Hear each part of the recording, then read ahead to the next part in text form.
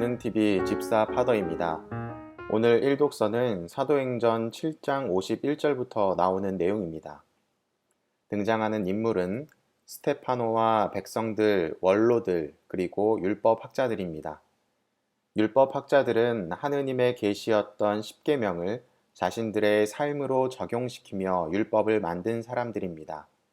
그리고 그들이 만들어낸 율법과 조상들이 과거부터 지켜왔던 조상들의 전통이 있었는데, 사람들은 이 율법과 조상들의 전통을 매우 중요하게 생각했습니다.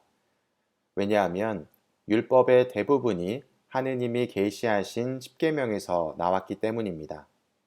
그런데 우리가 기억해야 될 부분은, 십계명은 하느님께서 모세에게 주신 것이지만 율법과 조상들의 전통은 사람이 해석하고 만들어낸 것이란 사실입니다. 그렇기 때문에 십계명과 율법, 조상들의 전통은 수평적인 권위를 지니고 있지 않았습니다. 그럼에도 불구하고 원로들과 백성들은 율법과 조상들의 전통을 십계명과 동일한 것으로 생각하며 살아왔습니다. 다시 말하면 하느님의 것과 사람이 만들어낸 것을 동일하게 본 것입니다. 오늘 독서에 등장하는 스테파노는 이러한 사실을 사람들에게 일깨워주고 있습니다. 목이 뻣뻣하고 마음과 귀에 할례를 받지 못한 사람들이여, 여러분은 줄곧 성령을 거역하고 있습니다. 목이 뻣뻣하다는 표현은 겸손하지 못하고 권위적이라는 의미를 지니고 있습니다. 하느님께 겸손된 모습을 보이는 것이 아니라 스스로가 율법을 해석하고 만들기도 하다 보니 자신이 무엇이라도 된 듯 생각했던 율법학자들을 꾸짖는 것입니다. 그리고 마음과 귀의 할례를 받지 못한 사람들이여 라는 표현은 백성들과 원로들에게 하는 말입니다. 그들은 율법학자들의 말을 하느님의 말로 들으며 믿었고, 그것은 마음과 귀의 할례를 받지 않은 상태, 바꿔 말하면 할례라는 것이 하느님께 봉헌되고 선택된다는 의미임을 생각해 볼 때 마음과 귀가 닫혀 하느님과 관계는 멀어져 있는 상태임을 뜻합니다. 그렇기 때문에 우리와 항상 함께 하시며 활동하시는 성령을 거역하고 있다고 표현하는 것입니다.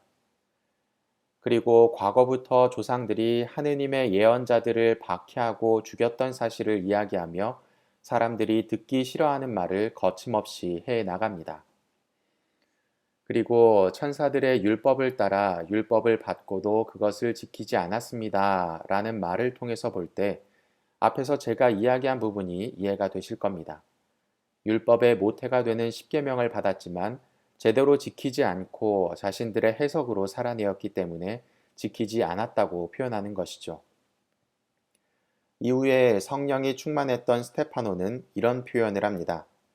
보십시오. 하늘이 열려 있고 사람의 아들이 하느님 오른쪽에 서 계신 것이 보입니다.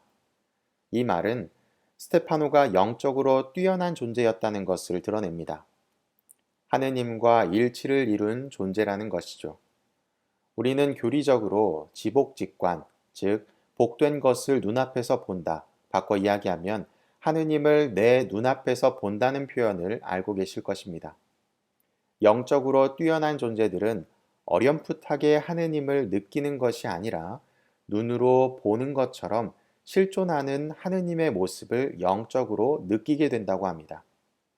스테파노는 아마도 이러한 영적인 상태에 머문 것으로 보입니다. 그렇기 때문에 거룩한 존재였던 스테파노의 말에 악한 존재였던 그들은 불편함을 느끼며 큰 소리를 지르고 귀를 막게 되었던 것입니다. 그리고 사람들은 스테파노를 돌로 쳐 죽이게 되는데, 그때 스테파노는 자신을 죽이는 이들을 원망하는 것이 아니라 오히려 그들이 죄를 짓게 되는 것을 염려하며 오히려 걱정하는 모습을 보이게 됩니다. 조금 과하게 표현한다면 그리스도의 모습과 같은 모습을 보였다고 볼 수도 있을 것 같습니다. 이러한 커다란 사건에 등장하는 인물이 있는데 사울이라는 인물이 등장합니다. 사울은 우리가 잘 알고 있는 바오로 사도입니다. 바오로 사도는 자신의 입으로 고백했던 것처럼 젊은 시절 바리사이 중에 바리사이였으며 예수님을 잡아 죽이려고 했던 열정 가득한 사람이었습니다. 그 이야기로 볼 때 바리사이였던 사울 앞에 자신들의 겉옷을 벗어놓았다는 것은 사울이 그 일의 증인이 되었던 것이고, 바리사이들 중에 선두에 서 있던 인정받는 사람이란 것을 표현하고 있는 것입니다. 또한 스테파노를 죽이는 일에 암묵적으로 동참하고 있었던 것이죠. 아이러니하게도 사울은 후에 다른 모든 사도들보다도 그리스도를 증거하는데 커다란 공로를 세운 인물로 변화하게 됩니다.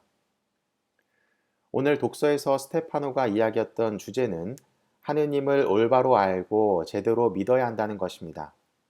율법도 조상들의 전통도 어찌 보면 근원적인 부분에 맞닿아 있지는 않았습니다. 그래서 스테파노는 그들의 실태를 있는 그대로 드러내고 근본적인 부분에 다가가야 함을 이야기했던 것입니다. 그리고 그의 신앙을 통해서 드러내었던 것이죠. 오늘 복음을 통해서 보면 모세가 광야에서 만나를 내려준 이야기가 나옵니다. 만나는 모세가 백성들에게 준 것이 아니라 하느님께서 모세를 통해 내려준 것이죠. 사람들은 하느님은 보지 못하고 모세를 기억하고 있는 것입니다. 그리고 가장 커다란 표징이었던 만나는 사실 배만 불리는 용도였습니다. 그런데 살아있는 빵으로 다가오신 예수님께서는 이제 새로운 표징을 마련해 주십니다.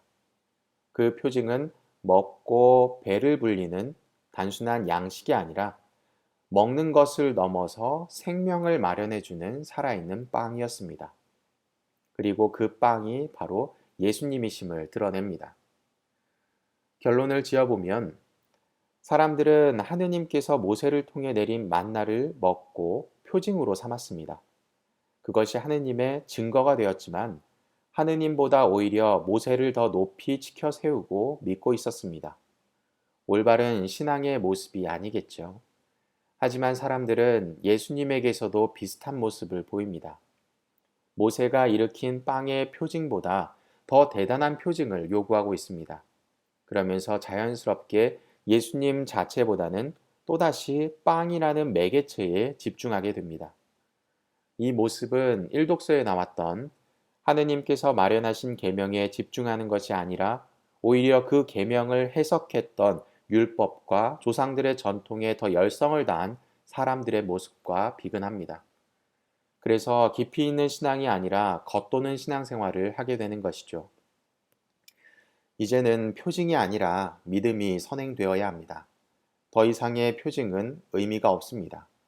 수많은 표징을 보였지만 결국은 믿느냐 믿지 않느냐라는 문제로 가게 되고, 그 문제의 답은 바로 나의 내면에 있기 때문입니다.